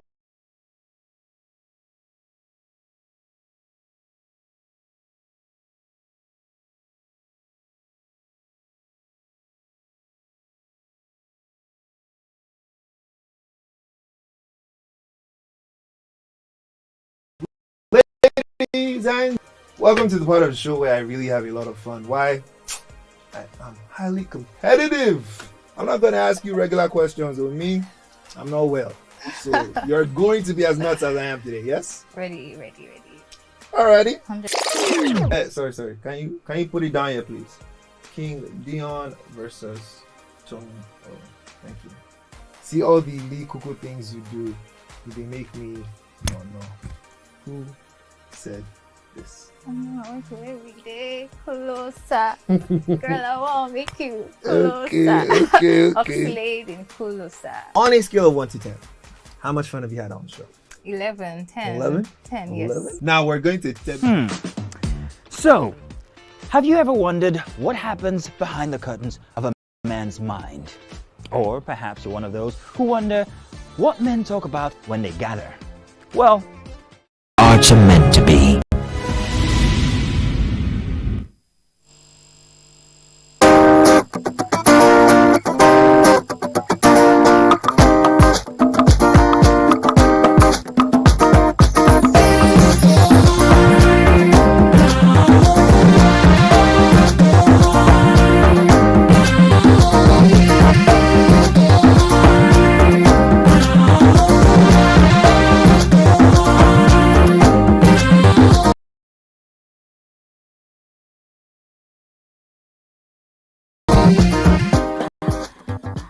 Thanks for staying with us. So on this show, we've discussed everybody from the executive to the legislature to even various arms of government. But today, a very critical part of government is with us today. And we're pretty excited because we've always blamed the local government for everything. It starts from the local government. Today, we have the executive chairman, Orile Agege, Honorable Johnson Sunday Babatunde. He will be discussing with us the intricacies and complexities of governance at the grassroots level. Welcome to the show, sir. Well, it's my pleasure to be here this morning. Yes, good to have you. All right, so let's start with local government, because one of the things we've discussed on this show several times is that there's only so much state government can do. That real governance is at the local point with the people. And when we have the local government chairman, the LCDAs, they're the ones that must actually ensure that people feel what government is doing when it comes to roads, fixing of the local roads, clearing sewages, clearing the gutters, making sure there's free flow of traffic, even the local schools. We'll come to schools later, maybe another day. But let's start with Orile Agege as a case study. How would you say governance within that region has been so far since you became chairman? Well, we want to give glory and honor to Almighty God for giving us that unique opportunity to be elected as the chairman of Orile Agege LCD. We came into office July 2017. That was my first tenure as the executive chairman. But we have to return glory to God. Ever since we came in, our government have been a government of positive change, because we came in with a mindset of 3 words: to renew, to rebuild, and to restore the glory of Orile Agege LCD. That exactly has been our driving force. As we're all aware, local government is the closest to the people. We have the federal, we have the state, and local government is the third tier of governments. For example, this morning, waking up, I have so many people at my doorstep, bringing one problem or the other. I have those that call me on the phone. Some people bang into your house, they will stop you on the road. How many people will bang into the governor's office? How many people will move to Asoro and say, I want to see the president? Local government is the closest to the people. Okay, let's start with...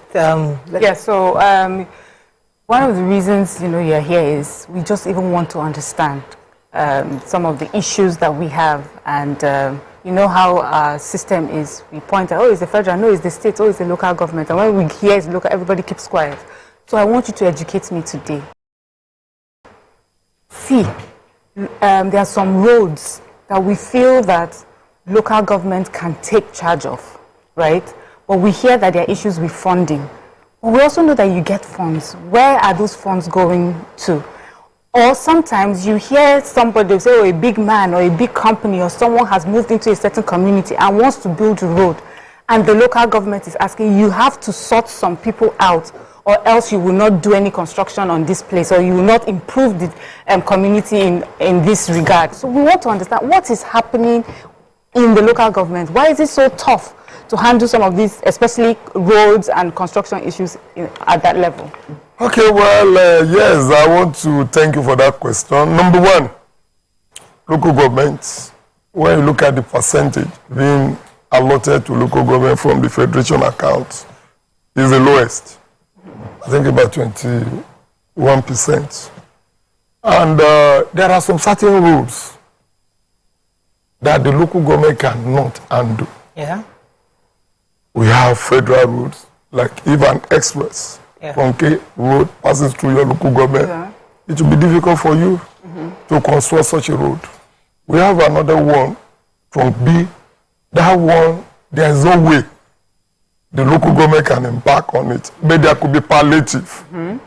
There could be palliative. For example, along the Kwaja Road, I discover all the time there is always flooding, heavy flood. That is before the NYC camp. Yes, at my ESCO level, we discussed about it. And we discovered that about 200 meters, we can fix the drainage. That is 1 meter by 1 meter. And we're back on it. Because within our financial capability, we can actually attend to it. So it depends on the individual. Inner streets, inner roads. Yes, I'm coming to that. It depends on the individual. As at the time I came in, I discovered most of our inner roads. I think for the first 100 days in office, I've been able to fix about 3 roads within the first 100 days in office. And today, to my credit, majority of the inner roads in Orila Agege, in fact, we are working as I'm talking to you now. We are on Musili Street. We are on Dele Bido Street. And our viewers at home who are watching will attest to what I'm talking about. So let me invite our callers. Please, if you're living in Musili Street and Agege, please call us. We'd like to call 081-764-168-090-241-6344. So come call us so that we can confirm the roads have been fixed. Let me come to you, Ronke, because there are a lot of questions for us for God this morning. Good to have you here, sir. Welcome. Sir, I saw on your page, your official handle, the children who just won that competition, and I'd like to congratulate you. Thank you. I need you to tell us, aside the children, because this is a section of children, and I know that in public schools we have so many. So what kind of programs do you have for the teachers? How are you able to see that these teachers can match up to current day best practices, 21st century methods of teaching? Because I don't want to assume this is a true reflection of everyone you have there, but this is commendable. But I'd like you to talk to us. Do you have a plan, a schedule? How do you help your teachers within your local government? Well, number one, there should be a conducive environment by which our teachers operate. I have 24 primary schools in Orila Agege, and as I'm talking to you, we've been able to fix about 20 out of these 24 primary schools. As I'm talking to you right away, go to Shiloh Primary School. They are doing the tiling of the classrooms. Office of their teacher is being renovated as I'm talking to you. Okay. Go to St. Peter Primary School. Go and see what we are doing there now. Go to Orile Primary School. In fact, if you get to Orile Primary School, you feel it is an higher institution. It's for the primary school students. Go to Yewa Primary School. If you go there, you feel it is higher institution. Okay. Go to Yewa Primary School. Go to Ararobe Primary School. Go to Saka Primary School, as I'm talking to you. And as I'm talking to you, all the schools in Orila Agege, we have ICT centers. Is this strictly local government intervention, or this is local government, strictly local government. Okay. No state involvement? No state involvement. Okay. Strictly local government. Let me take this call from Orila Agege. Good morning. Thanks for Falimosho. Thanks for calling. Good morning. Good morning. You're live. Go ahead, please. Thank you for bringing on the chairman of Orila Agege Department. We call him Mr. Project. My name is Edafi. Okay. I'm calling from Alimosho. Okay. I live opposite his own local government here. Edafi, okay. That man has really performed beyond his doubt, beyond even human comprehension. Wow. That's the only local government I feel that has oxygen in the primary health center. We have oxygen in his primary health center. Oxygen in his primary health center. I've gone through his project. He is the only chairman that I know that renovated almost all the primary schools in LCDA. I kept wondering where he gets money to implement this project because other local governments are not living up to expectation. Okay, so he has confirmed that you've done some work. So where do you get the money from?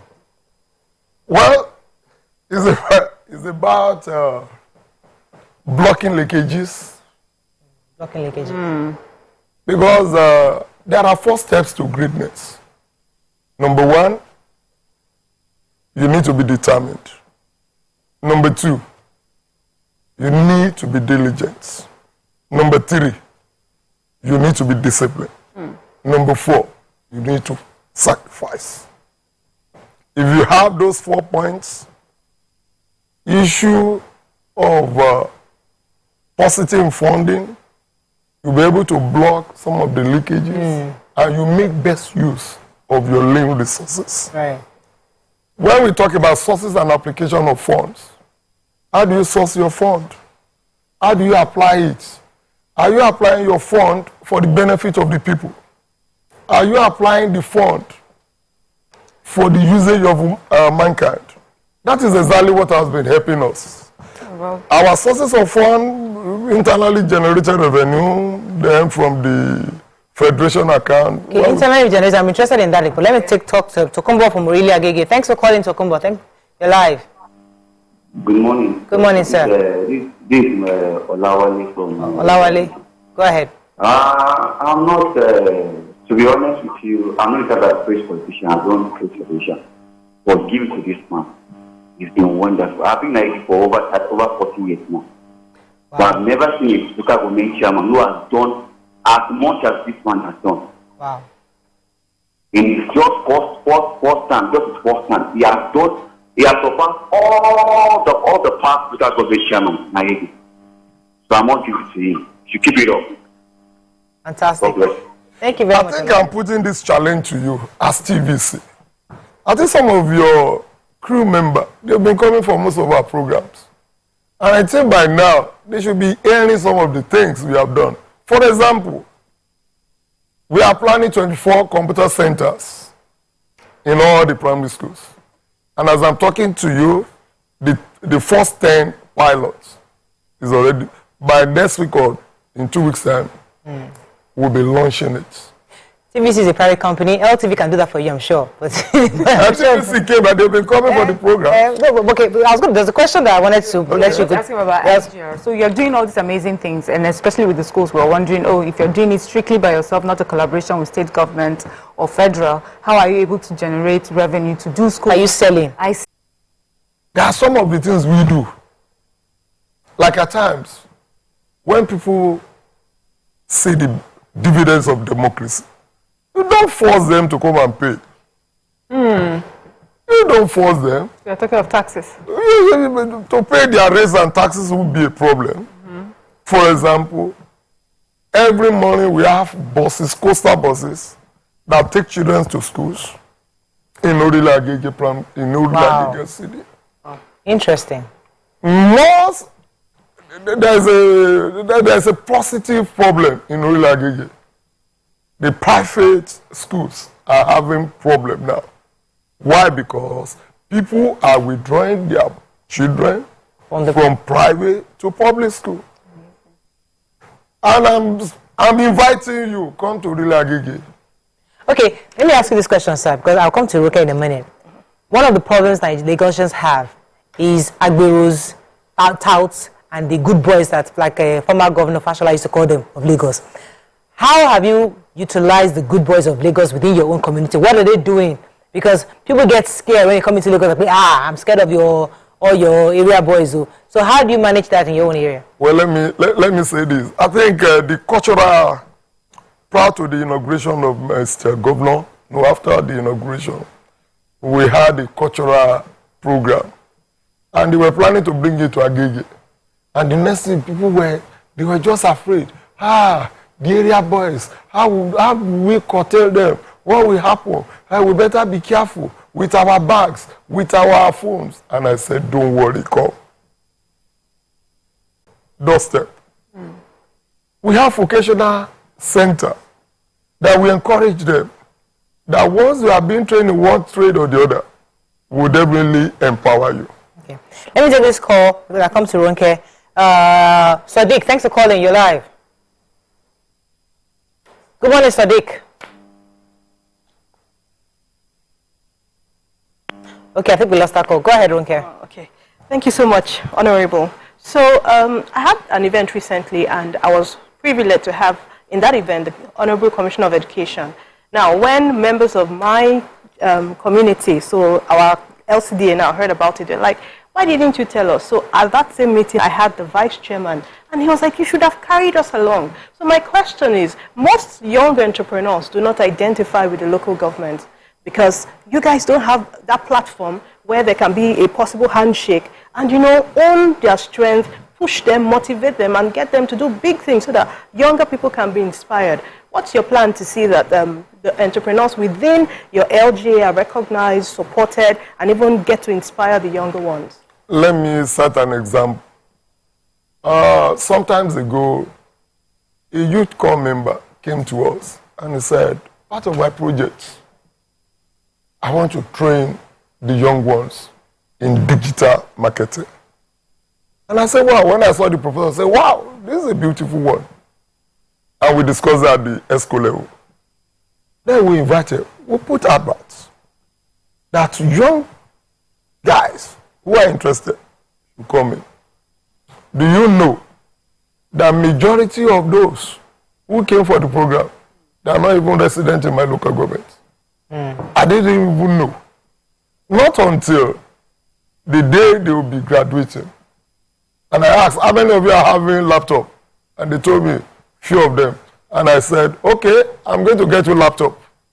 The local government will get you a laptop, even if it is Tokumbo, we'll get you a laptop. And we bought about 20 or so.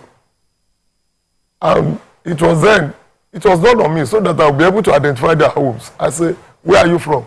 Where are you from?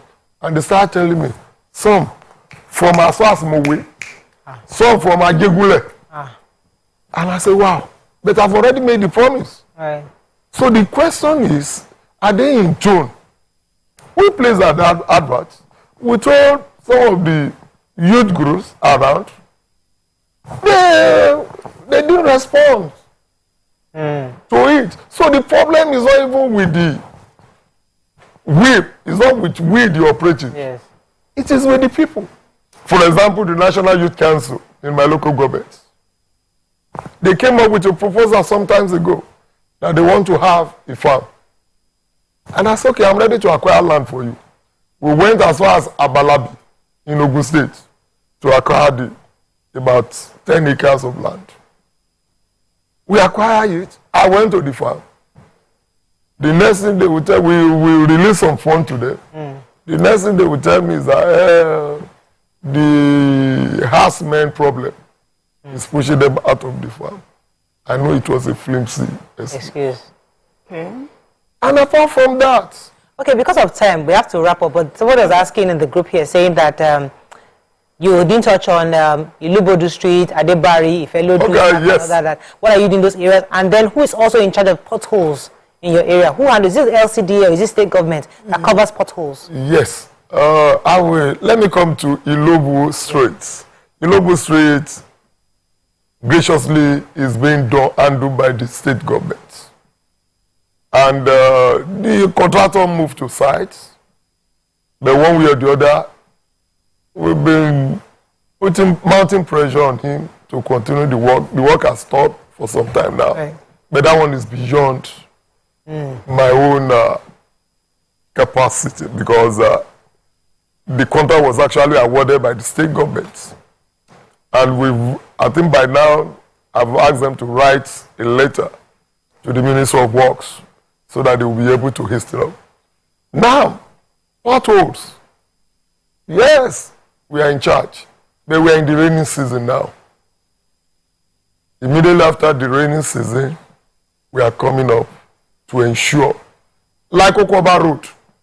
Maybe somebody mentioned Okoba Road. Okoba Road is state government road, but we are not waiting on the state government. I think I've walked on that road more than 2-3 times to fill up the potholes. But I can assure you, immediately after the rainy season, we'll bring you back after rainy season to ask you how much waste disposal. Because of time, you could not ask. And let's be there, but you can tell I have 5 seconds. State government is complaining about waste disposal and how they are handling it and blocking drainage. Let me, as early as this morning, at Orile Junction, people will testify. We place some people to arrest those who are indiscriminately dumping refuse. And I was called upon this morning that if arrested somebody, I have to leave my bed even without doing the morning devotion. I ran there. Arresting, what happens? After arresting, what happens? Yes, I've taken. What's the system? He's going to face the law because we have our customary court. Yeah. So he's there. They are going to charge run out of time. The problem is with our people, indiscriminate dumping of refuse. And we've been embarking on sensitizing. We have to run. So we brought you in because we've always had questions about local governments. That's why we brought you in. But don't worry, you can come back another time, properly sit down, and we'll talk about we'll focus on you for the whole day. So thank you. We just want to have an idea what local government was doing in various areas. Local government has been performing, they've been doing well.